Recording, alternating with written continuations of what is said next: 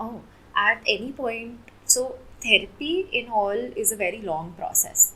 So you might be following a lot of different steps to get to know your cognitive, your emotional side. And all of this exploration sort of takes a lot of time.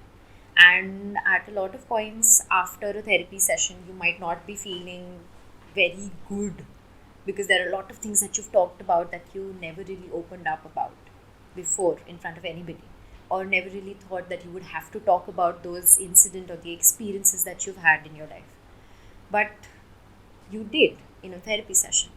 And there's a possibility that you might not be feeling as good after those sessions, a little bit more uncomfortable, a little bit more distressed after those sessions. You might think that maybe therapy is not working, but all of these sessions are very important for the entire therapy process, because the therapy process sort of brings up a lot of undealt with issues or experiences that have you've had, and it becomes important to talk about them because they were sort of boxed up somewhere. They had to come out some or the other way, and maybe in therapy they are coming out. But even after all of that, if at any point a client feels that maybe the process or the kind of approach that the therapist has does not work, then they can always tell them and ask for a referral. That is, if you could refer me to somebody else, like another therapist that you think I would be able to work with a little bit better, then they can always do that. So some people think that if they will start therapy, they will have to go again and again to the therapy, or like if the issue resurface again, and if the new issues comes up, so should people go to therapy again? So, therapy basically aims to make people independent, to get to a position where they can handle their own issues by themselves. So, that's why we focus on how will you cope with distressing situations, and those coping methods or the activities that you do or the techniques that you employ, they are as functional as possible based on the resources that you have around you. So, if by any chance the issues resurface, you can always go back to what you've learned in therapy and try to use those coping skills or coping methods to see if they work on the problems that you have currently. So, it is a continuous process. Like, you have to analyze the situation you're in, understand that situation, and then employ the coping skills. But at any point, if you feel that the issues that you are facing currently are of a different nature and you might require help again, you can absolutely go back to therapy.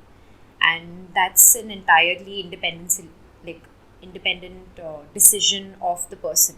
They can wish, if they wish to go back, they can. If they wish to try to solve their issues by themselves, they can of course do that as well, because they've learned something, they've practiced something through therapy before. Oh, I forgot one thing. It's an important point. So, not just going back to therapy, but you can always decide to go to maybe a new therapist or your old one. That decision also comes down to you. So, your old one, the therapists that have taken your case history, that have helped you through the goals that you had, they would still have your records. So, therapists usually, at least for 2 to 3 years, keep the records of every single patient. Like a few of them also keep it for the lifetime. So you can always go back to your old therapist, or you can go to a new one and ask your old therapist to send the case history and the case files there, so that they know what you have worked on till now.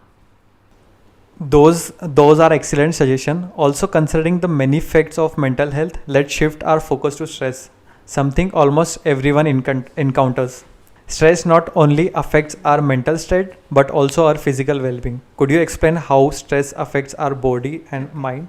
So, to answer your question, stress sort of puts a person into a fight and flight situation, all right, where the only way to survive is to respond to the current stimulus that you are in, the current situation that you are in, or the current stress or the threat that you're under, to immediately respond to that. So if the threshold is a little low, the body might respond to a stressor in a way that it would when it sees a lion, maybe.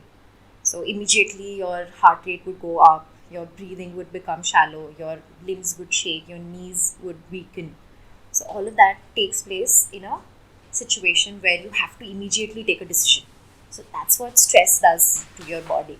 It puts you in a mode where you have to take an immediate decision. And with that, cognitively, it affects your mental functions. So it narrows down your perspective to what is something that you can immediately do.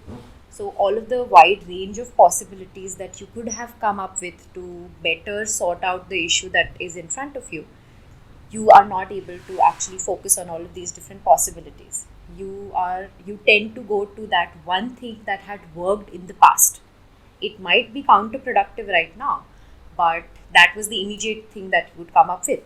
So you focus on that one thing, that one pattern of thought, that one pattern of responding, and that's something that you do. Even maybe it's not that functional for you in the situation currently, but that's what happens. If you're under stress, you have to take that immediate call so that you can sort of solve the situation in front of you. So if stress is not coped up well, and it's something that consistently comes up, if you experience prolonged stress, your body might have psychosomatic illnesses come up, that is migraines or cardiovascular diseases like heart attacks or maybe a stroke. So all of these issues also come up due to prolonged stress. Like there was this question about nervous system as well, that if but we'll talk about it later because it's a whole different big topic. Like, are you talking So I'm about asking the question again. sympathetic and parasympathetic nervous system wo wala? Yeah. Yes. So, Yes. so your body Yes. does go So into like I studied one of sympathetic nervous system. It becomes activated Yeah, so- because of a threat. yeah. So it takes a lot of time. Like sometimes it takes even years or more than years, or sometimes it doesn't even recover if the person puts a lot of stress on their body. So it happens physically. I don't know about mentally also something like this happens or not. It does affect. So when you're in a fight and flight situation, a lot of blood goes to your limbs, so that immediately physically आप respond कर सको to the threatening situation. So वो train करना to actually make your body feel okay, to tell yourself that the threat is not as a life threatening, because even a small threat could seem like a life threatening situation or a stimulus to your head. It's not necessary that your mind would be able to properly measure as to how dangerous can this threat be. So it always goes to the maximum level of security that you would require, and that of course takes years to train again, because your body knows this is the way you're supposed to respond to even a small thing, because it could turn into something more dangerous. So rewiring yourself sort of in stressful situation takes time, of course. So what small actionable steps can individual incorporate in their daily lives so that they can manage stress effectively?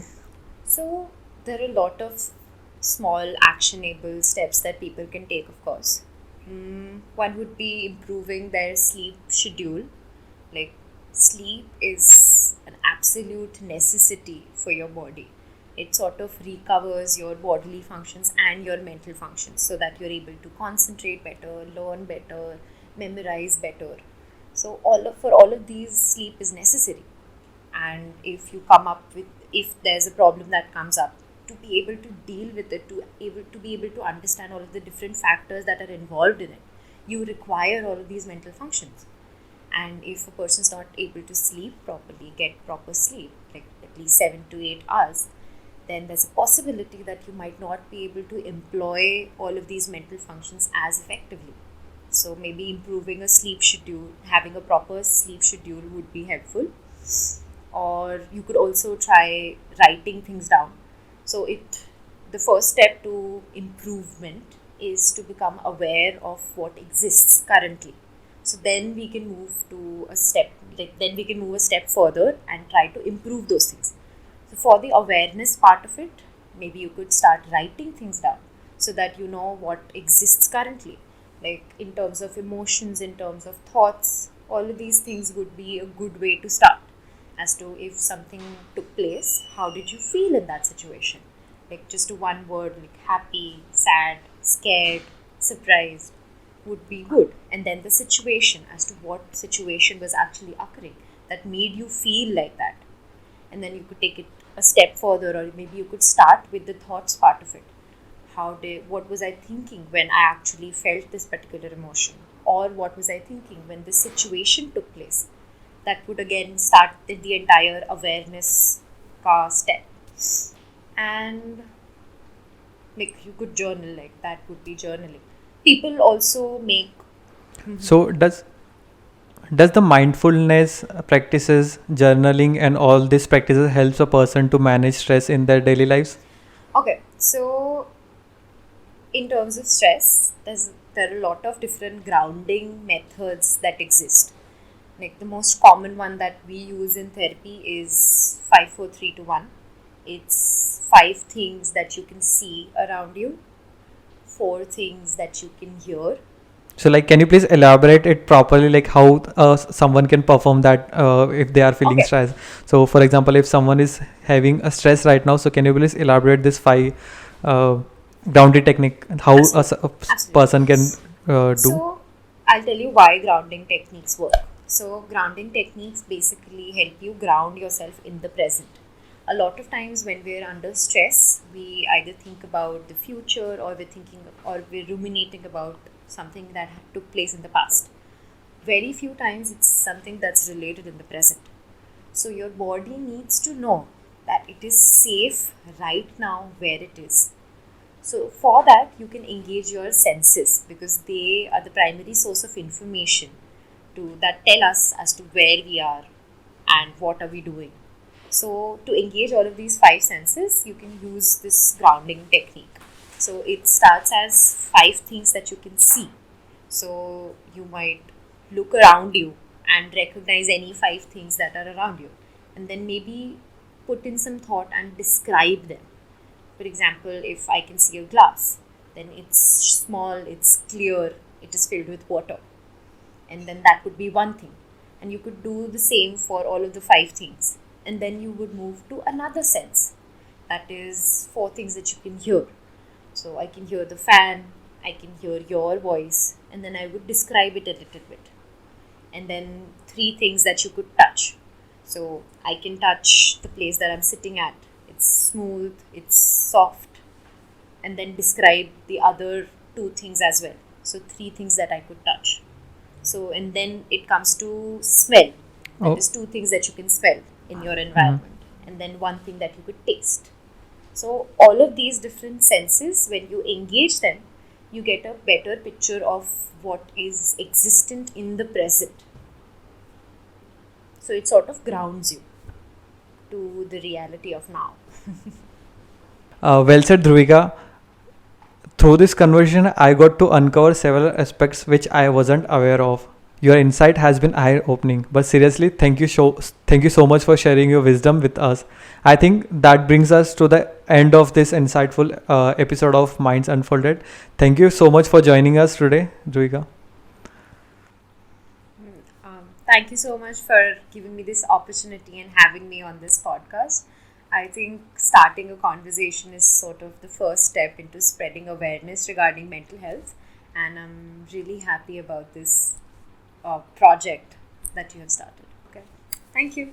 We will also talk about some other topics as well in our upcoming episodes. So just stay tuned for more engaging conversation, and we will also be inviting some of the therapists where we will talk about different more topics. And until next time, take care and be kind to yourself. And remember, the strength is seeking help. So let's learn, heal, and grow. Thank you.